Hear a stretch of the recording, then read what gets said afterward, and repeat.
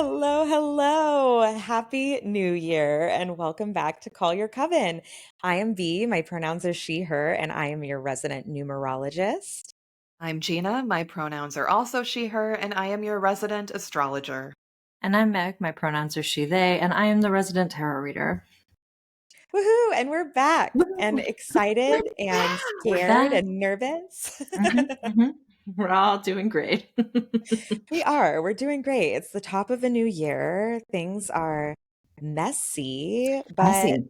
yeah, I think that's okay. Just right at the top before we get into any information that we have to share about January in 2025, we just want to say thank you to everyone for the grace and understanding and support that we were shown in December as we took a little breather.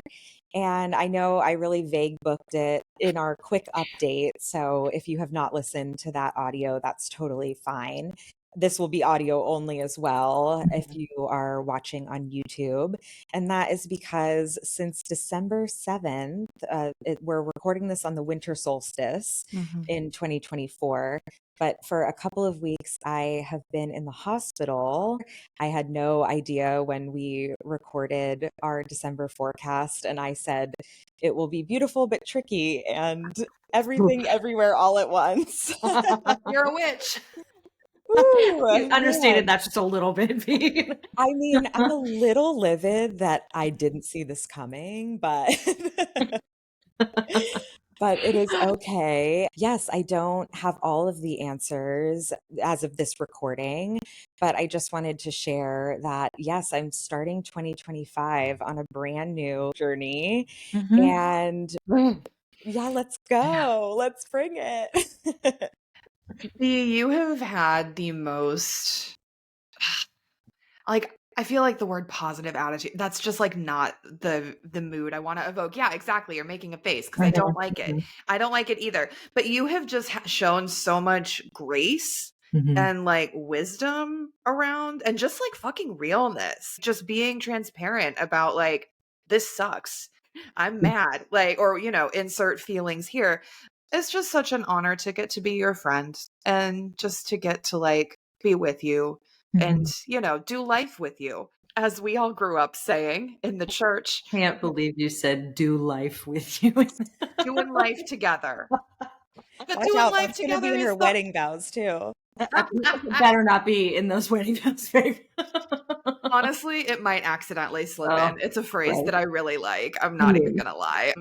But yeah, I don't know. We just love you, B. And We do love you. You're coming to us live from your hospital bed right now. Like And you look really great. am. Honestly, it's actually ridiculous. I can't believe your skin looks like that. Like, what the fuck? Oh my gosh, thank you. All jokes aside, Gina, thank you. I really appreciate that. And I will cry in this hospital bed. So I'm really holding it together now. Yeah, this has all been really unexpected, but I have kept in really good spirits. And I've known for a long time through a lot of very mysterious health issues that something was wrong with me. And I could not get a doctor to take it seriously until it got this bad.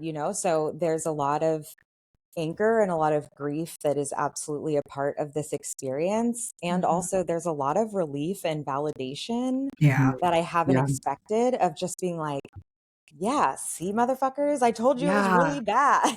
Like, I feel like you've been getting medically gaslit for a while. And Yeah. so, like, to finally be like, oh, someone's taking me seriously, someone's treating this, like, it is a relief, even though the diagnosis, which I know is not totally clarified yet, but it really fucking sucks. And it's not fair and it blows and you don't deserve it. Like, but to have some kind of answer. yeah. There is real relief in clarity and knowledge, even if it's not the answer that you want. Yeah. And that will allow me to move forward. And I will not lie and say that it's not serious and severe. But yeah, right now I am just really holding tight to how good it feels to finally be getting answers and to have this taken seriously and to still be in good enough health and spirit to see you and be recording this and get back because I missed our coven. Yeah. Yeah, I'm like, who else is going to tell me about the numbers? Like, Cancer, no one. Like, Well, don't worry. no one that I like. That's my hot take. Like, it's not entirely true, but like, but you're my favorite. I'm like, I need my favorite numerologist to specifically tell me what is going on. Exactly. Well, I am here and my plans are to not go anywhere. Mhm. And speaking of plans, January at the Coven is going to be a shorter, more succinct month out of us, just as we still weather this, life from the hospital bed. We will see how things go. And of course, we are nothing but open and honest and wanting to be communicative with all of you listening because we really love you. And this show is very fun for us to make, but Mhm. It wouldn't really be is. anything without you listening. So, well, yeah, we'll all keep in touch. Yeah. Yeah. Yeah. We'll keep in touch. Meg and I might be a little bit worse at keeping in touch because we're getting married in January We sure are. and then going on a proper honeymoon, which like, can I just like take a minute to be really happy about that? Because Yes. Yeah. like Meg and I, we're both in our late 30s. We have both been married before, like married to men. Very, very different journeys for the two of us. Me, it was bad. Meg, it was good. A lot of other things. But we both got married when we were like child brides. Like we were so young. Meg, were we both 23 when we Yeah, got? I think we Yeah. were both 23. I mean, I know I was 23 and I was fairly certain you were 23. Yeah, so- yeah. I was 23 and like child brides. We didn't know anything. And we were also broke and we had no money. So our weddings were small and we didn't really do like honeymoon things. So like we're, older now and a little bit more resourced and our community has been so generous and I'm just like so excited that we get to go on a proper trip. It's like I feel like so much of being a gay grown up, like a queer adult, is like realizing the fulfillment of things that you didn't know you ever wanted, didn't realize you ever wanted, which is to say, we're really doing the highs and not highs here at the Coven right now. Like, we are representing the spectrum of human experience. Yeah, it's a little whiplashy. Yeah. This month has been a roller coaster. Yes. Oh my gosh. But someone has to be having a good time. And I'm so glad that it's the two of you, like someone must be getting married and traveling and fulfilling lifelong dreams. And I Yeah. am thrilled for the two of you. Yeah. Yeah. Thank you, friend. I will say it's interesting because, like, we were engaged before the election. And then after the election, like, decided, well, we're going to move everything up. We're going to get married before the inauguration. And I was really, like, obviously, circumstances right now, like, among all of us, it's like, not the best. But, like, even in like early November, the number of people who texted me, reached out, and were like, thank God you guys are getting married. I needed even the smallest bit of good news. I feel so hopeless in the world. And this is a reminder that like queer people persist and all this other stuff. So I knew it was good for us, but I also did not realize the like ricochet effect. I mean, hope is contagious and joy is contagious. And yeah. I think that's so real. Like we received so many kind messages and yeah, there's this overwhelming like thank you for giving us something to look forward to. Thank you for giving us something to celebrate. And that was really heart-filling because we were a little worried that people would be like, "What?" And it was the complete opposite, which was just very sweet. So for that reason, we are also going to be recording fewer. Like, even if the hospital was not happening right now, we would still not be recording a lot in January because Meg and I are out of the country for most of it. So, yeah. It's true. It's true. Well, that's okay. I think Yeah. a slow and steady entering into 2025 is exactly what the doctors ordered for this year. And I guess this is good as ever, a time to just dive into it. I feel like Yeah, let's go. we've already kind of, without knowing it, talked about a lot of the numerological themes that are present Look at truly that. in Look at 2025. us. Look You're at us. so good at this, B. Segues are Crushing it. my gift. I'll hold tight to them now. 2025, in terms of numerology, is a very interesting year. So, first and foremost, it is a 9 collective year. You add 2 plus 2 plus 5, and that gets us to 9. And our yearly cycles run in groups of 9 years. So, this is the last year in a collective cycle that we have all been playing out since 2017. And I don't know about you, but I don't even remember 2017 at this point. I feel like we've all lived so many lives since Yeah, it then. was at least 3 lifetimes ago. Like, what even happened? And then when I start to think about it and put myself back in 2017, I'm like, oh, it was actively a terrible year as well. Mhm. So it's been a rough collective cycle. And our 9 year coming around here is shaping up to be very interesting. I'm so curious about a lot of the astrology of next year. And Jeanna has a great lecture coming up that you should definitely come to. There, she's going to talk about all of the historical parallels and other time periods where we've seen similar astrology. But in terms of numerology, the last year that we cycled through the number 9 was 2016. So here in America, that was an election year, and 2017 saw Trump's first term. So I mentioned this in another episode that we had, but to be meeting ourselves at the beginning of Trump's second term in the next 9 year does feel really cosmic. And I'm going to put an asterisk on that because I will talk about it later. But 9 is the humanitarian, that is the archetype. And then on the flip side of it, we have the martyr, we have the fascist, right? We have these really stark contrasts between collective energy, humanity as a whole, what it means to come together as a global community, and then also what it means to want to usurp all of that power and really hold tight to the way that one person or the few want things to go at the detriment of the many. So this feels very ripe and right to me, just heading into our collective circumstances in 2025. But in terms of a monthly forecast, 9 is a really funny number. There's a neat math trick to the number 9 when you are doing addition, employing addition to reduce calculations to a root number. 9 essentially cancels itself out. It just disappears into every equation. And I encourage you to try it out for yourself. But the example for January is that January is the first month of the year.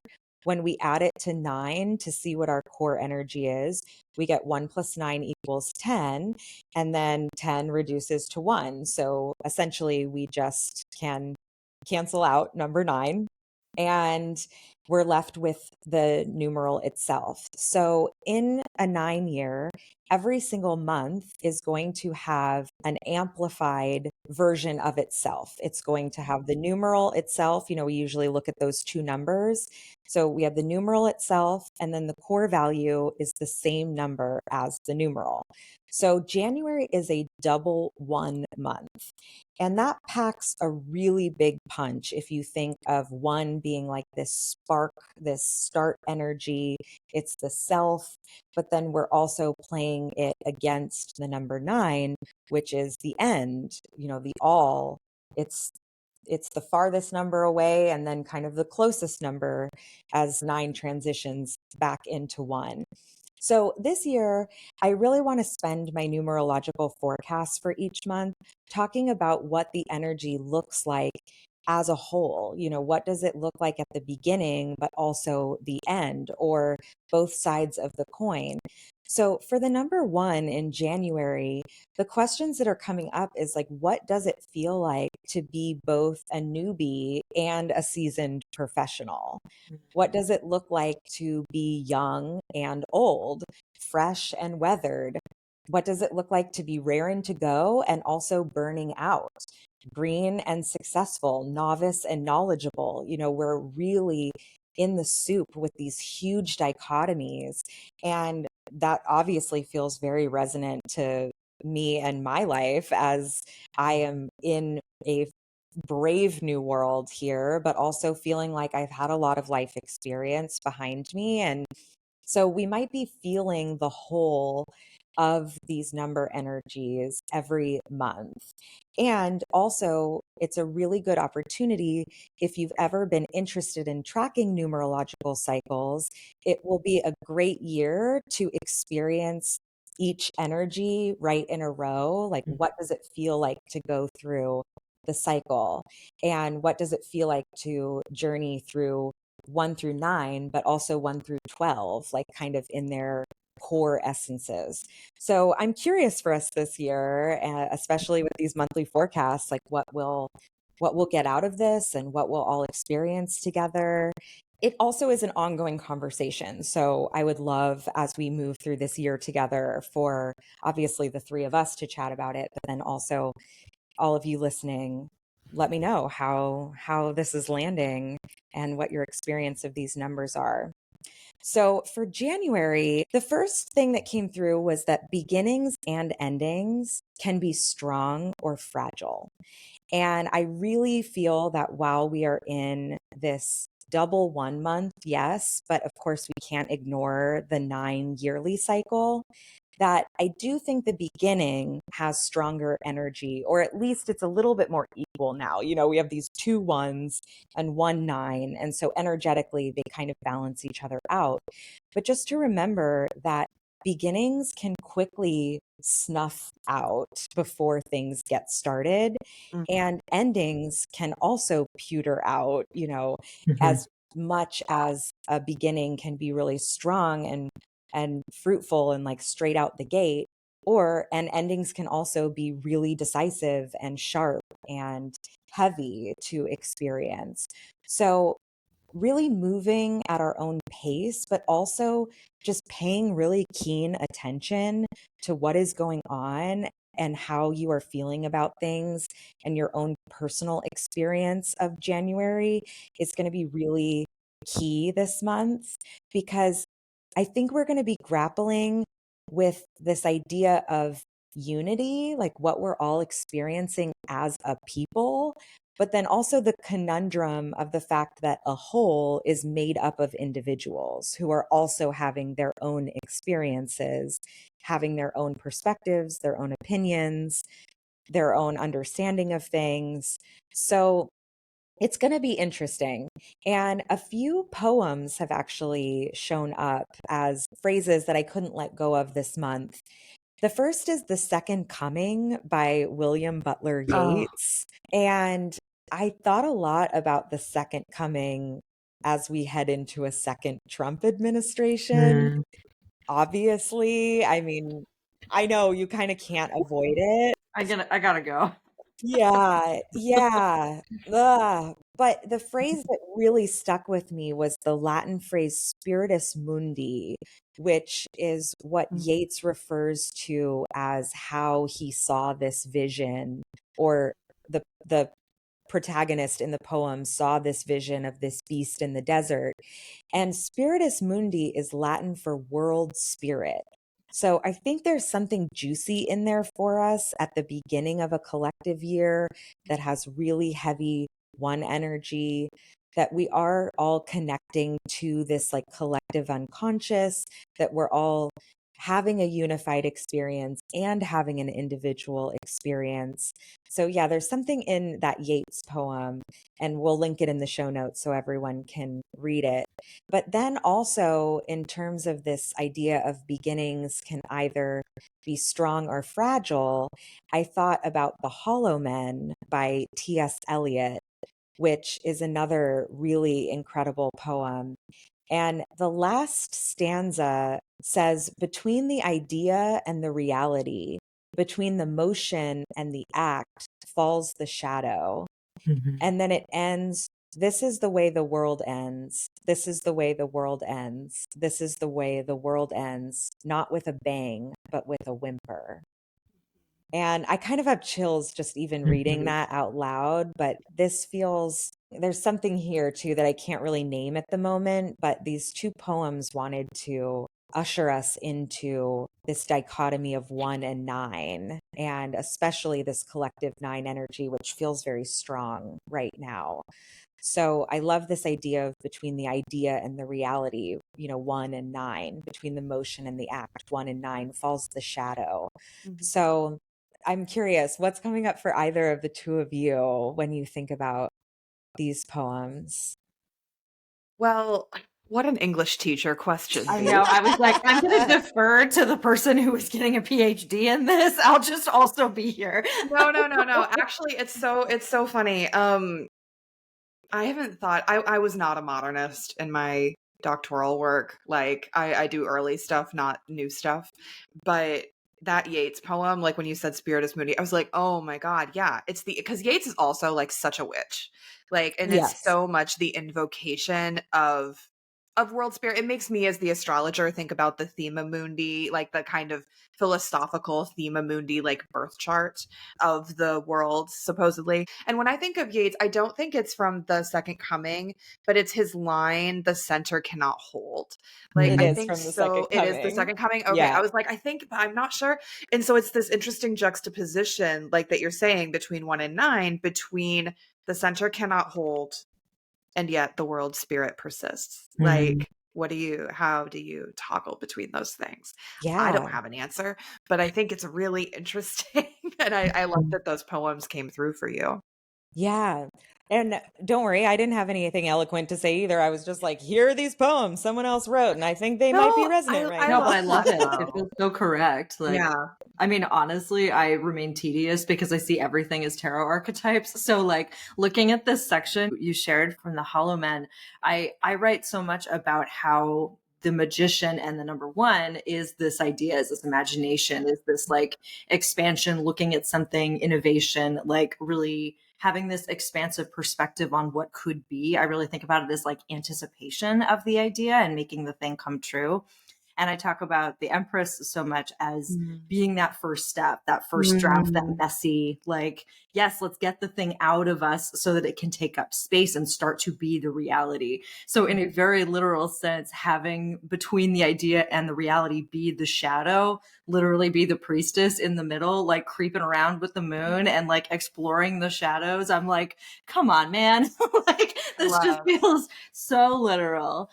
But yeah, I love that little story. It feels like it's the full little cycle of 1, 2, 3, both in terms of numbers and numerology, but also in terms of like the tarot archetypes that really speak to those like core numbers. So that's what I saw because of who I am as a person. Yeah. Yeah. Well, then you should read the whole of that last stanza of the Hollow Men, because there's also lines about it keeps that stanza and between the conception and the creation, between the emotion and the response, and it's always falls the shadow. And then it has for thine is the kingdom, like biblical language in it as well, which, yeah, I just feel like, especially wrapping up this really hard cycle for the collective that ends in 2025, there is a weight to it this year. And it does matter what we do as individuals, how we show up in the world, and the actions that we want to take this year, I think are weighted, they hold more weight. And I love that you both are starting the year by committing to each other and getting married, because this doesn't have to be weighty in terms of terrible things. It's like, yes, we're making this huge commitment, and how fucking joyful is that? And it's going to be resistance as much as it is going to be celebration. And I think that that's really key here too, which also is the perfect way to lead me into my last thought. And again, I'm not really offering very much practical advice this month with the numerology, but the last thing that came through was a quote from Timothy Snyder, and it's from a book that he wrote called On Tyranny. And the number one rule that he shares about how to fight fascism is do not obey in advance. He says, Most of the power of authoritarianism, which is absolutely the shadow side of 9, so falls the shadow, is really interesting there, is the most of the power of authoritarianism is freely given. In times like these, individuals think ahead about what a more repressive government will want and then offer themselves without being asked. A citizen who adapts in this way is teaching power what it can do. Mhm. And that feels like a transition from 8, a power year where we watched power being grabbed, to 9, which is the teacher, is the humanitarian, is the sage. So check out Timothy Snyder's work. And then what ties it into 1 is that he actually just gave an update to that phrase based on the election results. Wow. And he said, know who you are. And know thyself is absolutely a 1 principle. So in January, if I can give any practical advice at all, it really is to get in touch with yourself, to know who you are, to know what you stand for.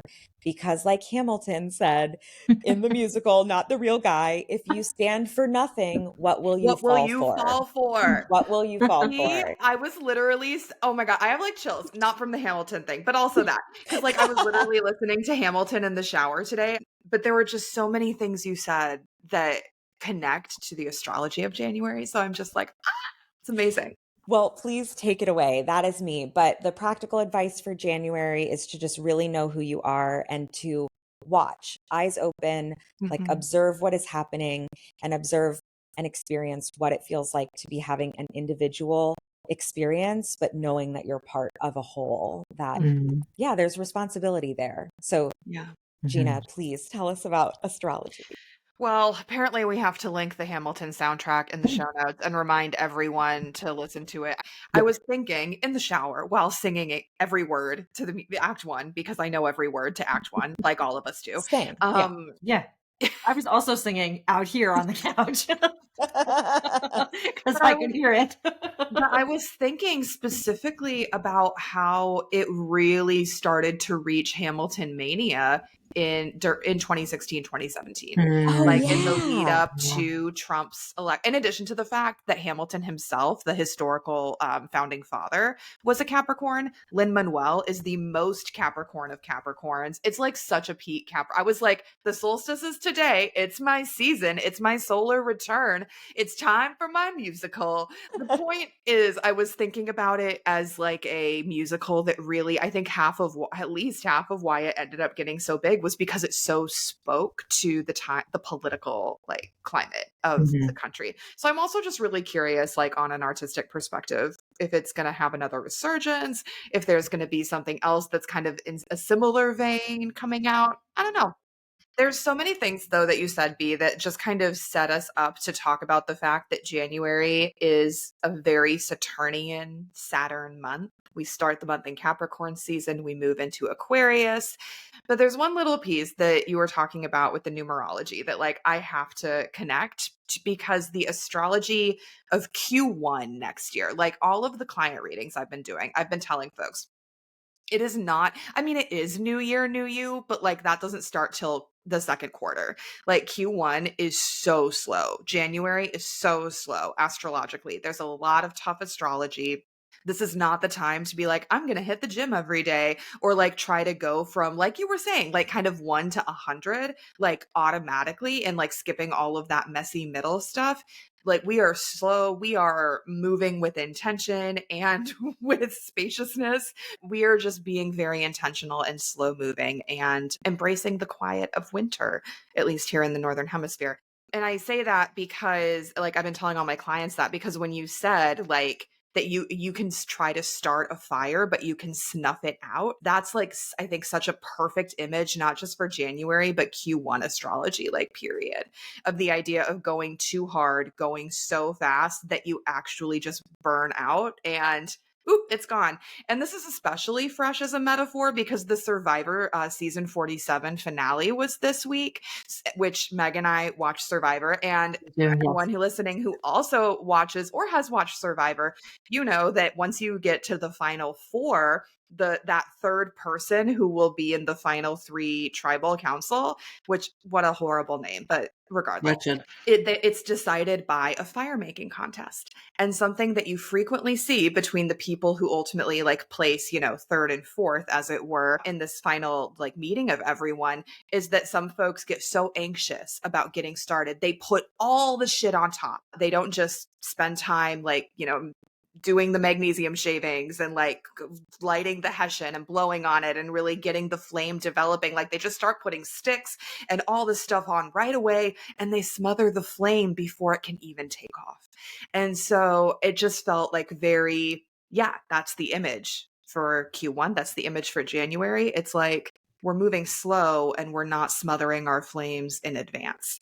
And then what you were saying, B, about how the weighty stuff can be, it can be complicated, it can be difficult, it can also be good. Weighty stuff that is of varying morality is Saturn, straight up. Like that's just stuff that is big, that is commitment, that can feel heavy, that can be life-changing and structure determining. But like the idea that that's always malefic, that that's always a bad thing, is like just fundamentally not true. Yeah. So with that in mind, I'm actually going to talk about it being Capricorn season here at the top. And the imagery that came through for me so strongly with the top of the year being, we're in a Mars retrograde, which I'm going to talk about in a little bit. Like we have to go slow. This is not the time to be pushing. Even if you're a New Year's resolution person, like set resolutions around like meditation or mindfulness or like breath work or like, just being off a screen. Those are more of the resolution vibe of January than anything else.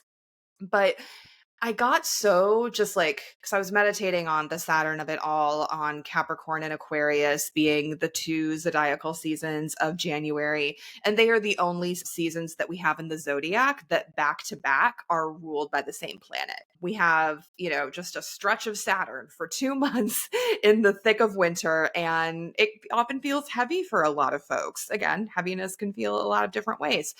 But I was thinking about Saturn as being part of the alchemical process. And this doesn't like map perfectly onto the following zodiac signs. So we're just going to stick with the Capricorn and Aquarius. But for folks who are familiar with like medieval, Renaissance, alchemical, like philosophical, like Philosopher's Stone type stuff, then you know that there are 4 stages of the alchemical process, which is just, it's 4 stages of creation. And that first stage, the black stage, the Negrito stage, so it so speaks to me of Capricorn energy. It's like, this is the decomposition. Yes, we're going to build a mountain, but first we have to really get in the roots, and we have to really take stock of like what we're doing here and what are we letting go of? What are we letting like die off? What are we wanting to hibernate and maybe just put on rest mode for a little bit? But that decomposition stage, like folks just want to, and I say folks as if I don't also do this, but like people just want to rush through it because it's uncomfortable, because having to sit with the responsibility that you have or that you are failing to like fulfill, or that you don't want to have, stuff that got put on you like against your will, like having to sit with that is very difficult. And having to sit also with the limitations, because Saturn also is so much the limitations that we have. And I don't know, this is the way that capitalism has like infected and poisoned our societies, right? Like, I mean, our societies are like built within capitalism, but like this idea that you're only worth what you work, this idea that a flaw is the same thing as a limitation. Anyone who does character creation, like who writes fiction, knows that flaws, like when you're doing your whole fucking like character sheet, flaws and limitations are separate categories. It's like a flaw is something you can fix. Like maybe sometimes I'm short-tempered with my partner. That's a flaw I can work on. Like chronic illness is a limitation. That there's no fixing it, but it's also not moral. It's not upon you to do that, which is just to say that like the flaws and limitations of it all, I think, are also part of wrestling with that decomposition, like Negrito stage, as it were. And then we move into Aquarius season this month on January 19th. And to me, Aquarius, it's an air sign. It's much more community oriented. I think that do not obey in advance is straight up the motto of Aquarians. Like, know the rules so you can break them. Have a plan for when you get caught. Like, it's, that those are all like very Aquarian mindsets and mottos. And to me, Aquarius very much speaks to the albedo. I might not be pronouncing that right, but the albedo stage, the second stage in the alchemical process, which is like the whiteness of ash, the whiteness of snow and ice, and the mountaintop, and the frozen, and the tundra, the transcendence after trial and tribulation. Nigrito is like the raven, then albedo is the dove, like being the historical associations with that. And it's so much about like the emotional and mental endurance after the more physical, like decomposition of Capricorn. So I think that there is a lot of wisdom in that. Again, it doesn't map perfectly onto the rest of the zodiac, but like I think considering the winter season here in the Northern Hemisphere and this Capricorn to Aquarius space as being a reckoning with what's decomposing. And then in albedo it's the purification. It's the straining it through the sieve and what's left after. What can I really take with me moving forward? It's like a really intense Saturnian process of prioritizing and sifting.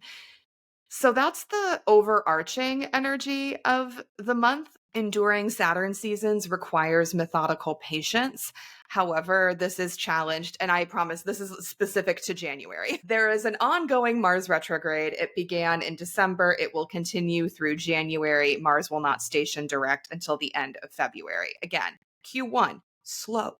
It's a very slow start. And Mars retrograde collectively to me is very like Macbeth, screw your courage to the sticking place. On January 6th, Mars retrograde will re-enter Cancer. Like we're going to be in the thick of it. Like Mars retrograde, Mars is so much about how we take action. And when it's retrograde, we just tend to be prone to overheating, overdoing, trying to be the best little capitalist worker bee who's measured by our productivity that we can be because it's Capricorn season. So like we're really taking stock of where our energy comes from, the fact that our energy is a finite resource. So how do we want to use it? What do we want to use it for? Like we're being very mindful of that. We don't really, again, get takeoff like this year, astrologically speaking, at least until Q2. So if these early weeks of January especially feel impossibly hard and you just cannot find the motivation or energy, be kind to yourself. Let that pass over you. It's going to be okay. And there is a full moon in Cancer, Monday, January 13th. This full moon is going to be very emotions forward. It also sits with Mars. So like, again, has very fighting energy, very like, and whether that means that you're actually in a fight with someone, it just has to do with conflict, right? And there might be conflict that it feels just like very emotional in all of the ways. Just again, be kind to yourself, be kind to other people, take a beat, avoid social media. And then the second half of the month, Mars retrograde is still going to be going through Cancer, but there's an additional intensity of energy being added because the planets entering Aquarius are all now being initiated into their transits through Pluto, which is at very early degrees of Aquarius. So you can think of Pluto as like a giant net, kind of like I was using that sieve imagery earlier, like everyone else has to strain through it in order to pass. If we think of Pluto as more like a kind of security guard, we might imagine like Inanna's descent in the underworld and her trials, where she has to give something to every gate in order to progress and then ultimately be reborn. All right, last thing. We do have a new moon in Aquarius on January 29th, which is also the first day of a really exciting space that Meg and I will be holding for the first half of the year. Meg and I are both so passionate about the link between creativity and spirituality, and we wanted to make a container, like to create a space that would prioritize the spiritual foundations of a creative practice, and that would also really decenter the capitalist commitment to productivity, and that would instead emphasize reflection, meditation, intention setting. It's called The Grove, 6 months of collective creative devotion. You can sign up on my website. The link is in show notes. So The Grove kicks off at the very end of the month, which I'm very excited about. It's a lot of like the lunations are very prioritizing of rest. Mars retrograde is telling all of us to slow the fuck down. And Capricorn and Aquarius season generally are also like, we're decomposing, we're purifying, we're not in rubido yet. Like we don't just go automatic to the red stage, which is the indicator of success. We haven't done the latter half of the process yet. We're still in the early half. So let's be realistic and kind with our expectations of ourselves. Hell yes, all of that. And before Meg tells us brilliant things about the tarot, I just have to really affirm what you said, Jeanna, about the decomposition.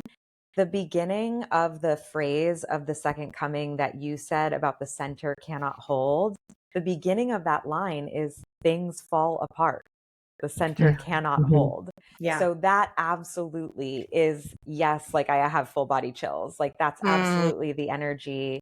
Yeah, I appreciate you reflecting that. And I feel very strongly that the decomposition phase, there's also just a lot of, not even to blame it on capitalism, it's just emotional discomfort, which like is so real. And I also have. So, you know, no fingers are being pointed here. like it's just a matter of like really learning to sit with ourselves in the messy middle. Yeah. What a place to be. What a place to be. Well, I'm going to kind of drag us to the side of the messy middle, although these cards like really do actually still represent transition and shifting, just kind of on the other side of the coin. And I don't know if y'all looked at my notes, but these cards are, as ever, wildly on point and just completely ridiculously accurate. It's very fun. I love my job. This is great. But yeah, really just as a quick reminder of what we're doing here, I pull 3 cards. There's a vibe card, there's a theme card that's just the energy, the general feeling of the month. And then we've got truth and dare, which are both more practical advice cards. We're really about taking stock internally and then being brave and taking some risks externally. And our theme of the month, y'all, is the 9 of Stones, or the 9 of Pentacles. So really, quite literally, looking at the number 9, not just thinking about like the entire year, but also just being very aware of being at the end of this cycle, being really representative of thinking about what we're holding fast to and what we're brave enough to let go of and what we're brave enough to kind of leave behind.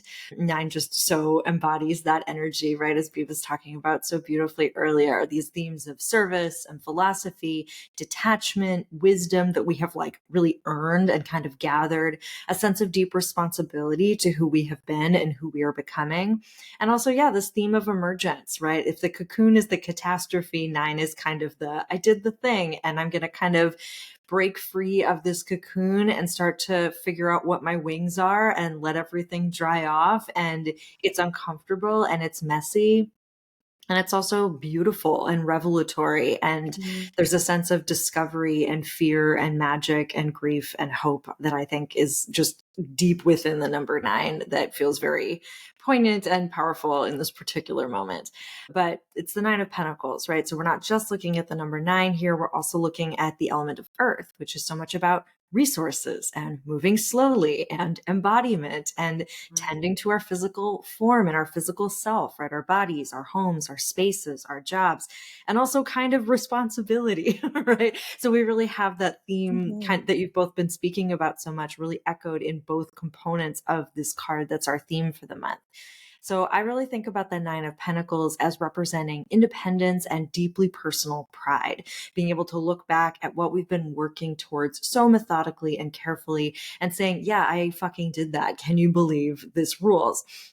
But I also think it's really important to remember that no one operates in a vacuum, right? And so the 9 of Pentacles, while there is this real sense of satisfaction and delight and pleasure in what has been made, there's also this really deep awareness that we have created part of a larger web and that we have done this with the support of so many people around us, that no one's actually a self-made success, right? That's not a thing. Again, just another lie that capitalism has sold us. These billionaires are not smarter than us. They're just luckier. That's literally all. They just have privilege, right? And so I think that it's really potent to think about the ways that we can take pleasure and satisfaction in our accomplishments right here at the top of the year.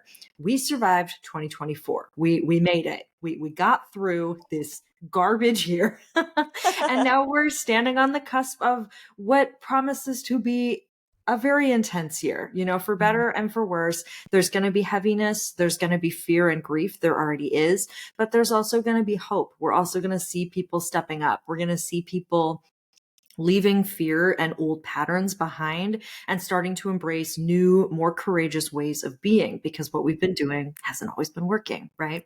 Both individually and collectively, we can really think about for 2025 and for January specifically, really slowing down to savor what we've been doing, paying attention to what has been working and what hasn't been working, being really aware of, like you were saying with Mars retrograde, like knowing what grounds you in times of stress, when you're getting really hot, what cools you down, and yeah, staying connected with other people rather than feeling like you have to go it alone. We get to lean on each other. That's a feature, not a bug. That's a good thing, right? It's not a negative that we can't all do every single thing. That's the magic of actual community, not like buzzword, everybody's got to have people or whatever, but like real, lasting, legitimate community that happens in the hard moments, not just in the good ones, right? And so the Knight of Pentacles is our theme of the month, but we also have a truth card, which is kind of our call to look internally and really ask ourselves some tough questions. And it's also a 9 card. It's the 9 of Wands.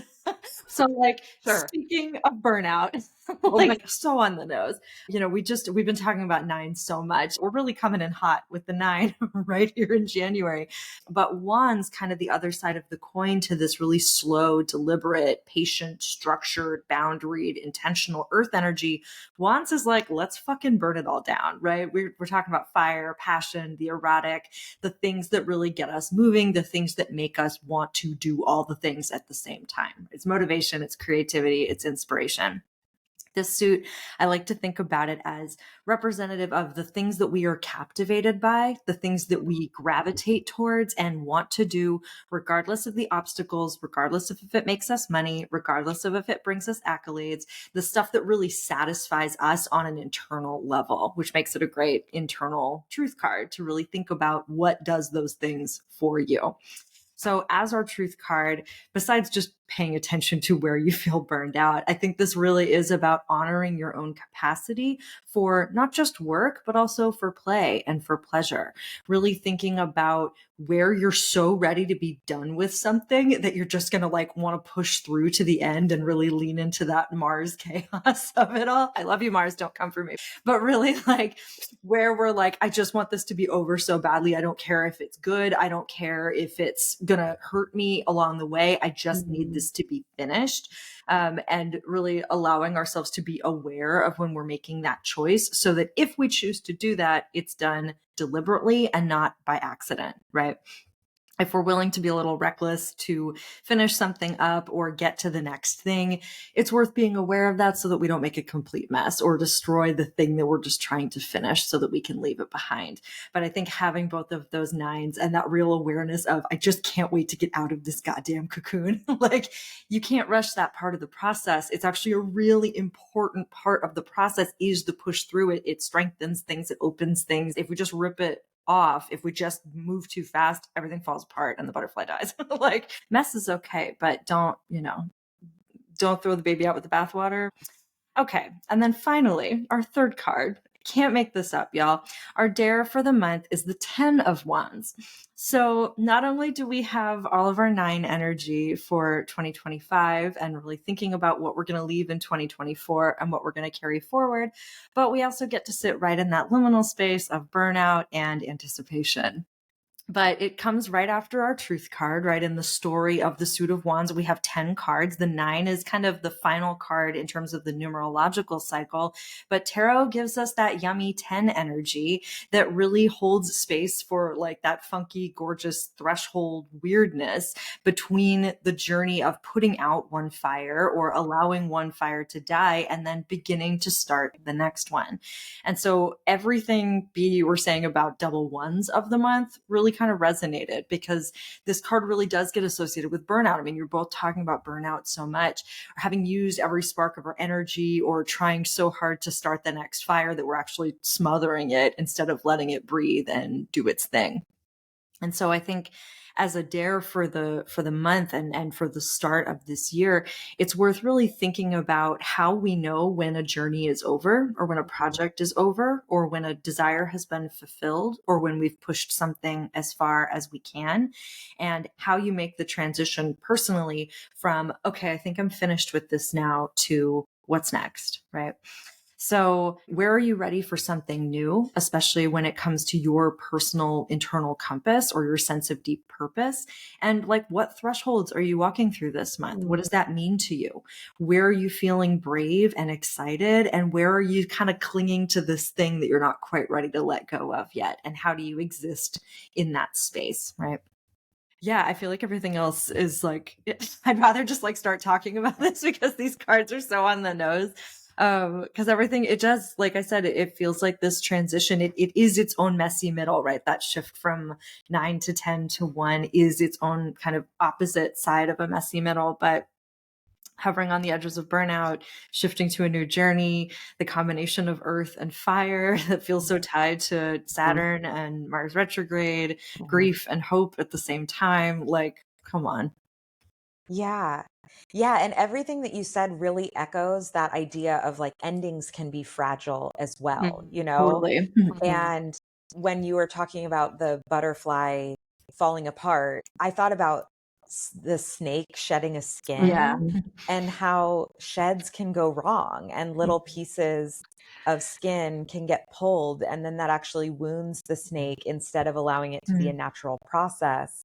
And Yeah. how, with a lot of reptiles, there are times when you're not supposed to help them. You know, like you're not supposed to help an animal shed because that's a natural process that they're going through.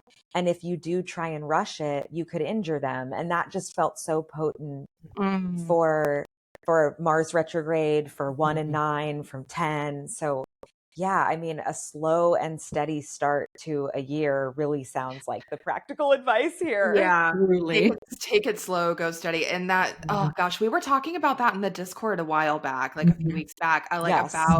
about snakes and their how anxious they get. The sweet Yeah. little babies. Like just how anxious, even though they shed 4 times a year, something like that.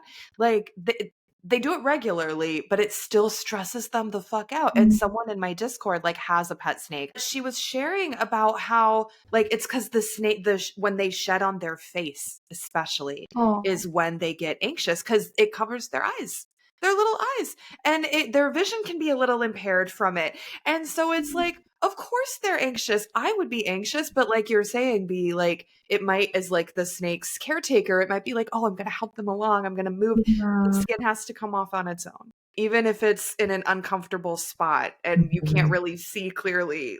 That just, I think that detail about shedding is gonna also stay with me for the rest of my life. Like that, because I had never before 100%. thought, I had never before thought about how like obviously it's going to cover the eyes at some point. Like, yeah. Poor babies. I know, right? Like, And poor metaphorical us. I know. and poor Our eyes metaphorical are us. covered. We are also baby. We are also baby. Yes, okay, so what I will say, this is very unrelated to the snake metaphor that we were just, but when Meg was talking about how with the 9 of Pentacles, which is like, God, what a beautiful card for the month too. Because it's also like you're already doing so many things right. Is what I think of with that You've card. already accomplished so much and you've already put so many systems in place that are actively supporting you. Yes. I think it's such a taking stock of what you've done card also. But when you were saying like no one is a self-made success, it's like, I could have gone on a whole, I mean, I kind of ranted, but about capitalism and specifically about how capitalist a lot of the zodiac sign interpretations are. Yes. And this is such a pet peeve I have with the Saturn signs, especially like obviously I am a Capricorn. Sun, moon, I have an Aquarius rising. I have very strong feelings about this. But like the idea that Capricorn gets like, you know, reduced to being, oh, it's the boss, it's the CEO, like as if responsibility, as if the making of success is singularly in that person, as if the kind of responsibility that someone with these prominent placements or people experiencing these seasons of life may seek would only be through fucking corporate America. I feel so strongly about like decoupling responsibility and work from the capitalist overlords. And then also in that, our work is most successful when it's in community. And like you were saying, when we let ourselves be supported by other people. Also, peak Aquarius. Oh, also B, which I didn't realize, Aquarius is also called the humanitarian sometimes, which I think is a very upsetting word for it because it's not correct entirely. But I love that also little sync between the 9 and Aquarius. I hadn't thought of that. Yeah. Yeah. I think also when you were talking about all of capitalism and all of that, I think just everything that has to do with We're capitalism. never going to have an episode where we don't bitch about capitalism. Let's be I real. mean, probably not. But I was thinking about how another 9 archetype is the philanthropist. And I like that. I like the idea of someone who is generous and giving and of service and supportive and all of those things. But also, philanthropy has been twisted under capitalism as well. And so, what are the differences between true mutual aid and philanthropy? And what causes actually support the communities they claim to? So, I think there's just a lot of that that's going to be really potent in January, but definitely in the whole of the year are those kinds of conversations as well. Yeah, like who is this actually for? Like who is this work actually serving? Like how visible do you really want to be? Because I do think that these 9 cards can be really visible, but they can also be deeply private and deeply internal. And so I think that kind of dichotomy is really interesting. Yeah. All right, should we do some buckets? Yeah, let's get into the buckets. Our cauldrons. Our cauldrons! Our cauldrons? I'm sorry, I'm always like, buckets is not very witchy, you know? Like You are so right. Okay, in No. 2025, we are leaving behind terminology that no longer serves, and they are cauldrons forevermore. Yes. Obsessed. Whoa. Okay, first, our financial cauldron. Be careful of little expenses adding up in January. The combination of 1 and 9 brought up the image of grocery shopping. And instead of sticking to the list, you just keep adding little treats to the cart, like as you walk the aisles. And then you get to the checkout and you grab a magazine and some gum and some candy. And then suddenly your bill is just way over budget. You're like, oh, how did I spend an extra $50 on things that I didn't mean to pick up? I'm keeping my cauldrons short and sweet this month. Be careful of little things adding up and blowing your budget. Astrology wise, with money, if you have a Gemini rising or a Cancer rising, be very mindful with your money this month.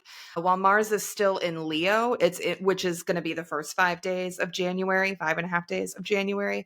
That's going to be really impactful for Cancer risings. And then when Mars retrograde re-enters Cancer, it's going to be landing in that zone of finances and personal resources for Gemini rising. And actually, it's so interesting that B's advice was little things adding up, because Mars retrograde has really big, whoops, I overspent and I don't have the funds and it's an overdraw, which relatable, but also we don't want that for anyone. We're manifesting financial responsibility for all of us in 2025. So Gemini and Cancer risings, keep an eye on your money. Also, we have a Mercury-Pluto conjunction in Aquarius the same day as the new moon on the 29th. And this indicates a really transformative decision or a transformation in thinking about exchange and commerce, particularly for Capricorn and Cancer risings. TLDR, if you have Cancer rising, lock it down this month. No buy 2025. Or just from small businesses. Or just from small. Yes, we're divesting from Amazon. We're divesting from all of the corporations who genuinely just don't actually need your money.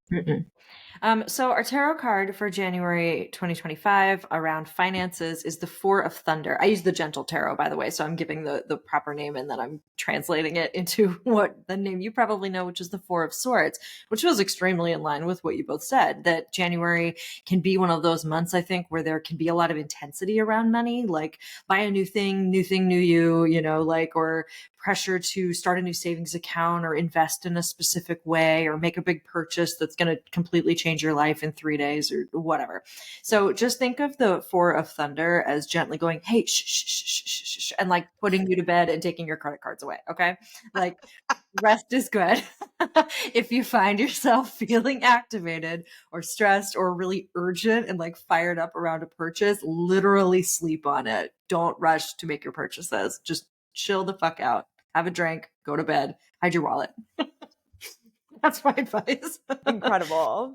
Okay, the cauldron of home. For home in January, I think global or collective events might trigger individual or household feelings. And this could have you raring to move in January. I think a lot of us could feel like we got to get out of here. And sometimes when we feel that in our bodies, it just comes out in terms of our living situation, even if our living situation is like exactly what we want.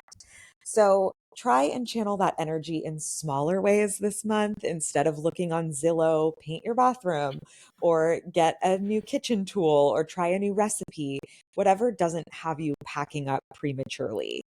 And of course, if you are genuinely unsafe in your environment, then this 1-9 energy is right for new beginnings, or not just unsafe, but like if you do have to move, this energy really does support starting the search, finding a new situation.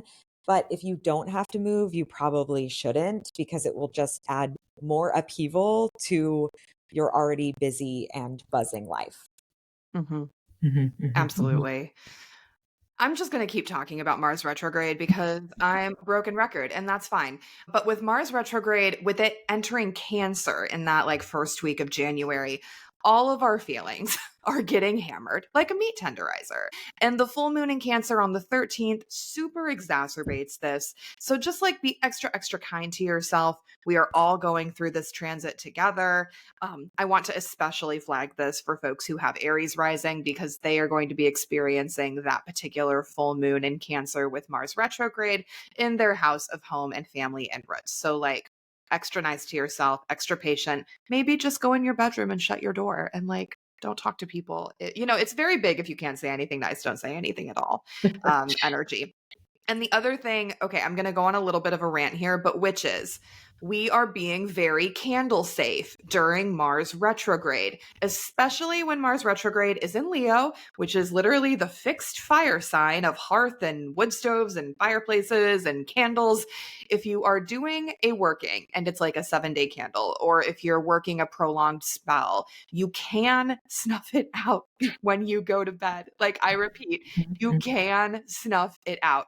Like this is where personalizing your witchcraft comes into play. So much candle magic that I've both read about and also been taught is like, you have to let the candle keep going at all costs, or else the spell will like go out. It'll be like that snuffing the fire too early, like we were talking about. But I live in a New York City apartment, and I'm not going to keep an untended fire going in my house while I sleep. So you can properly snuff the candle like with a snuffer instead of blowing. Like there are a variety of ways to do that. But I just super, super want to flag on a very practical note, fire safety during Mars retrograde, especially around the new year when folks are doing their New Year spells. No, that's so good. I mean, every city witch knows that, yes, Really. please blow your candles out. Like, Please, for the love of God, blow your blow it candles out. out. Right? Or like I'll put like a hand or a cardboard or a mug or something on top of it and like smother it that way. But yeah, it's like, it's literally fine. Just don't burn your house down. And I will say, like, what I do too, when I'm snuffing it out, I tell the candle what I'm doing. And it's like, I'll be back tomorrow. We're going to start this up again tomorrow. We're all just going to sleep right now. Like, I tell them what I'm doing. It's fucking fine. My magic works. Like, Yeah.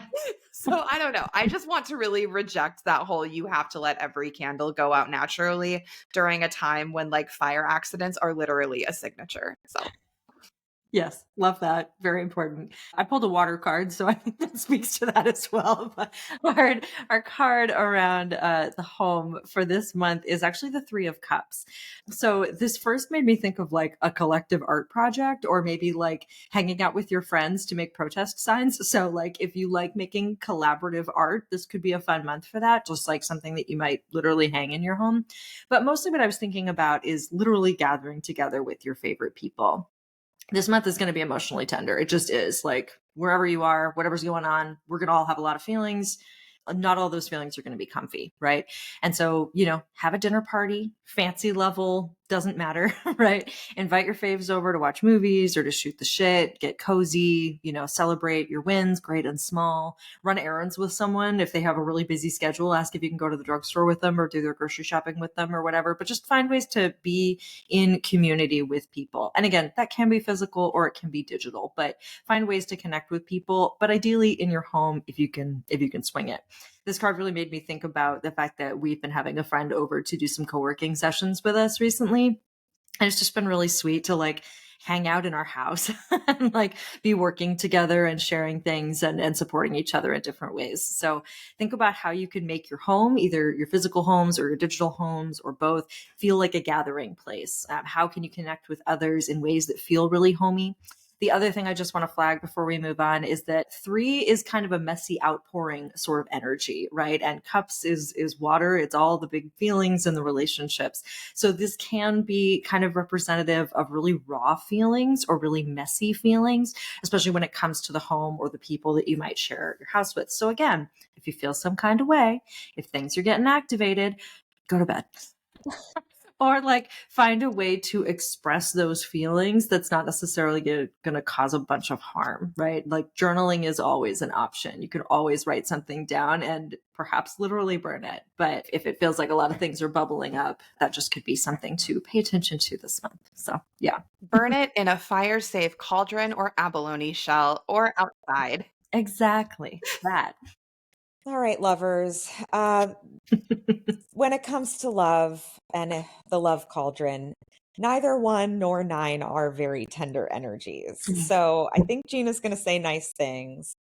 But in terms of the numerology, we have talked about this combination before, and it does have big breakup energy. So again, I do think January is going to be a month where a lot of people are really taking stock of their overall life and their situations and feeling that impulse to cut cords or make changes. Mm-hmm. So if you're thinking about leaving a long-term relationship, do not blow the fuse before you are ready.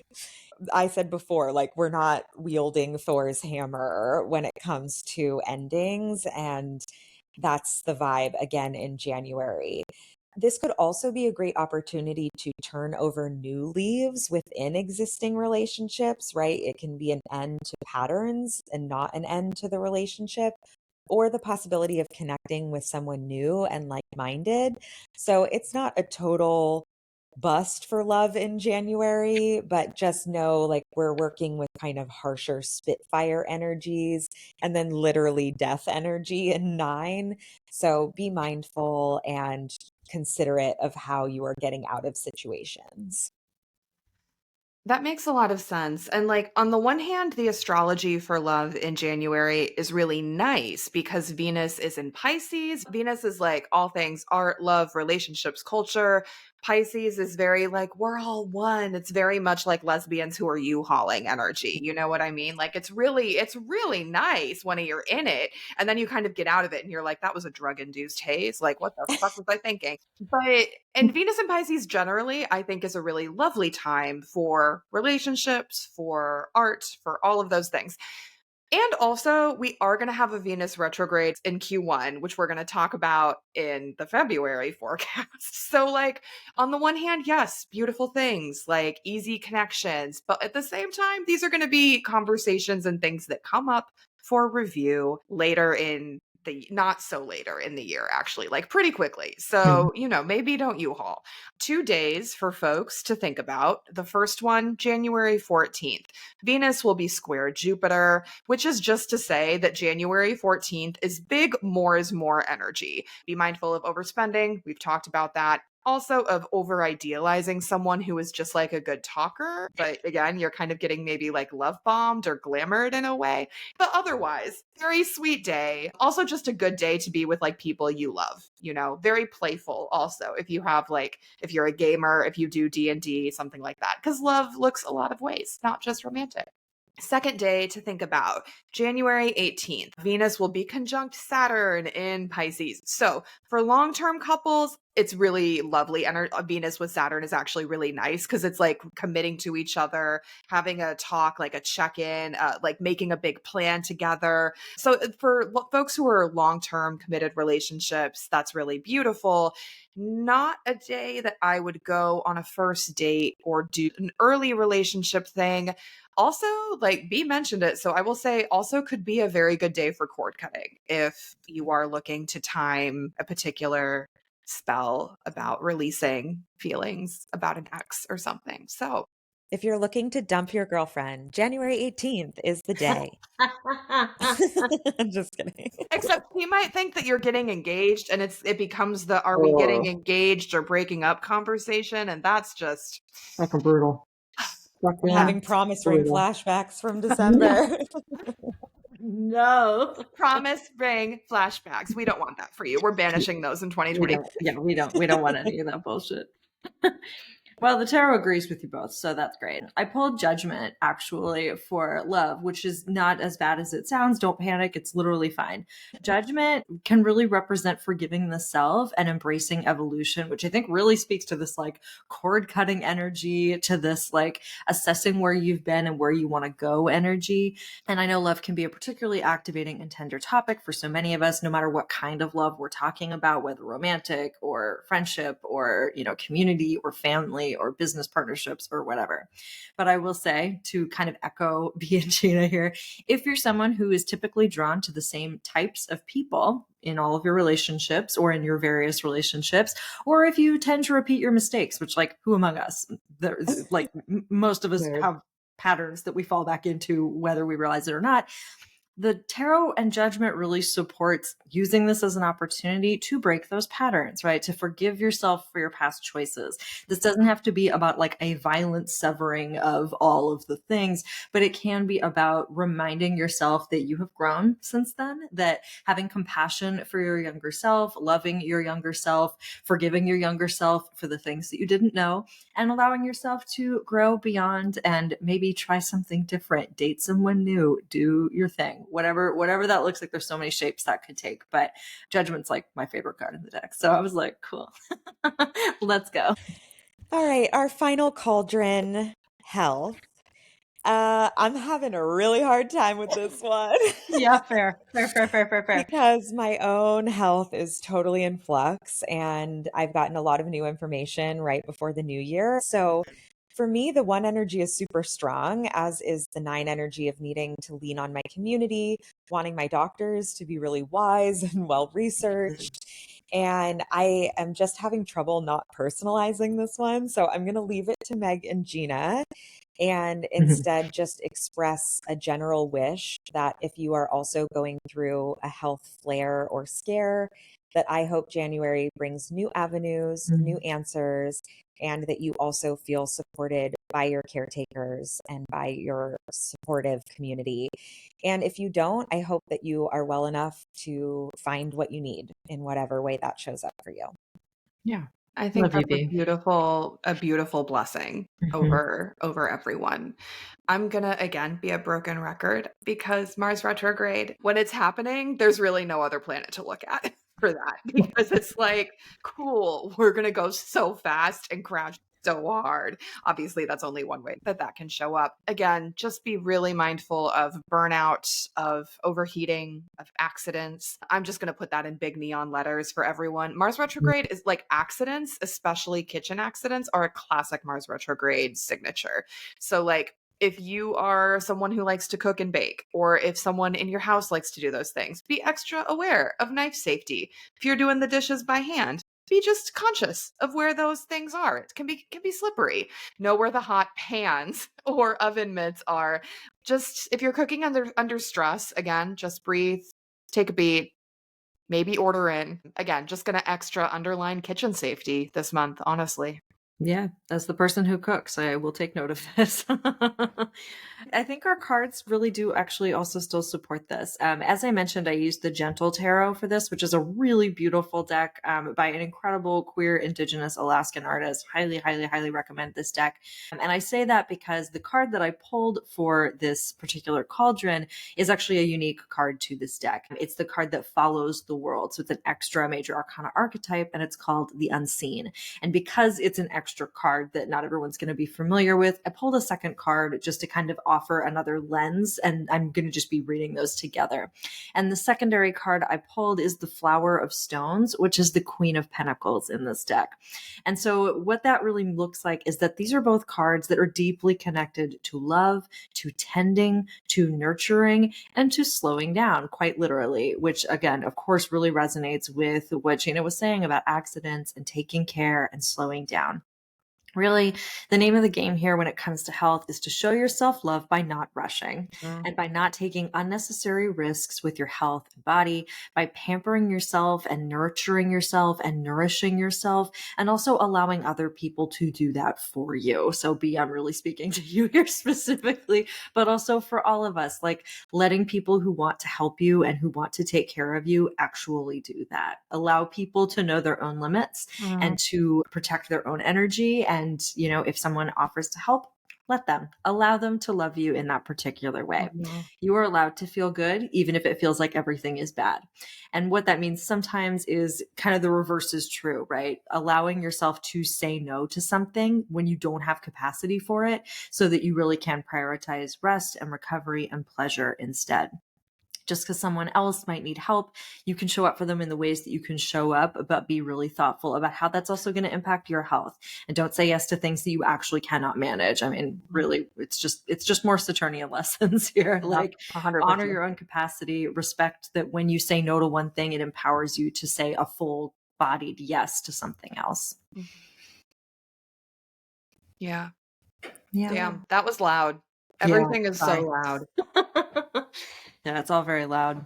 How are we feeling? Yeah, 2025. Let's do it. Oh, God.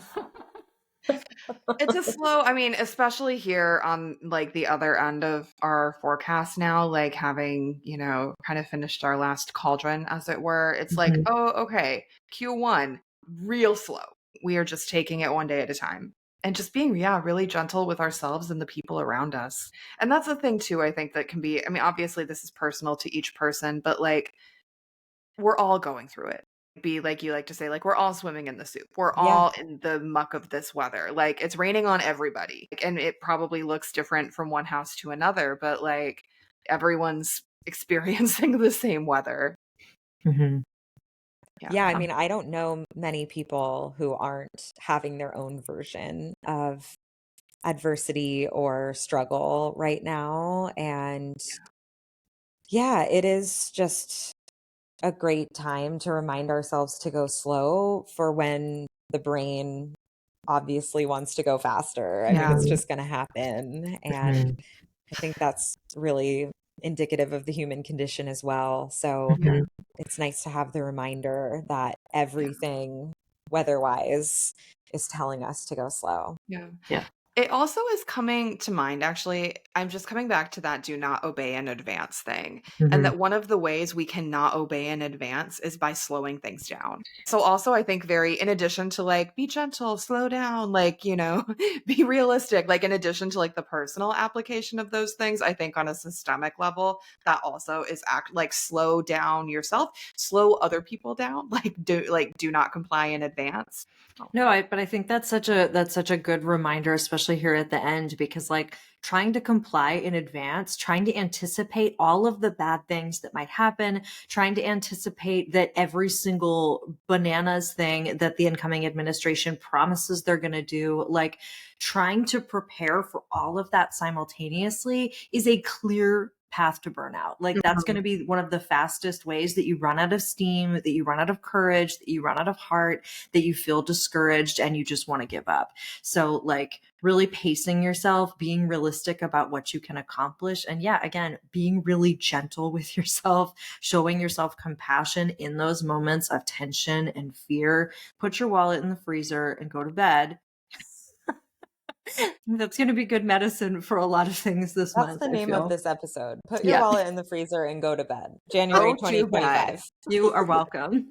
This is making me think of just the do not comply in advance, the Mhm. slow down, the don't get caught up in the ways that the incoming administration and like those compliant institutions, perpetuating institutions like the media right now are like perpetuating stuff.